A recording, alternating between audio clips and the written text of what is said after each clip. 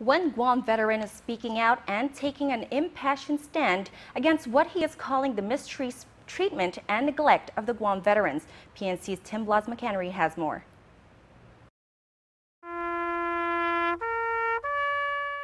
It's time. It's time that us veterans and our families stand up and protest the lack of support for our veterans here in Guam. I'm not talking about no license plate issues. I'm talking about the lack of support.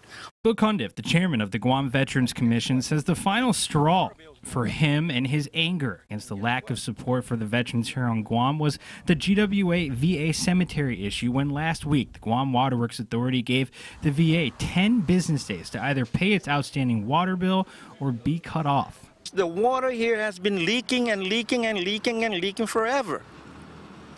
Wake up, Gov Guam, fix this. Fix it once and for all. I went into the computer this morning and downloaded GWA's mission statement, and here is their mission statement. We will provide outstanding customer service by delivering excellent water and wastewater service in a safe, reliable, responsible, and cost-effective manner. How cost-effective have you been for the last 15, 16 years? You all know these things are leaking forever, but you haven't done crap about it. But the water issue is just a cog in the bigger wheel of issues. For Bill Cundiff, the support for veterans here on Guam is so low at this time that he had to speak up. Cundiff tells PNC that he's tried to be diplomatic about this issue, but his pleas to Gov Guam and GWA have fallen on deaf ears.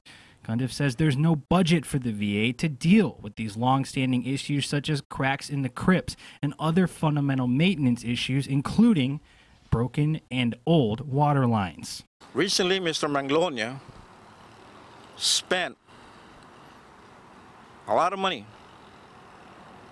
in fixing all the cracks and all these crypts. There were a lot of cracks recently. That's neglect. Those cracks have been going on for years. But Cundiff says the 22,000 or so veterans here on Guam contribute a rough estimate of $100 million to the Guam economy. Yet the budget for the VA office is only $690,000 a year, according to Cundiff. So he has one message for all the veterans here on Guam.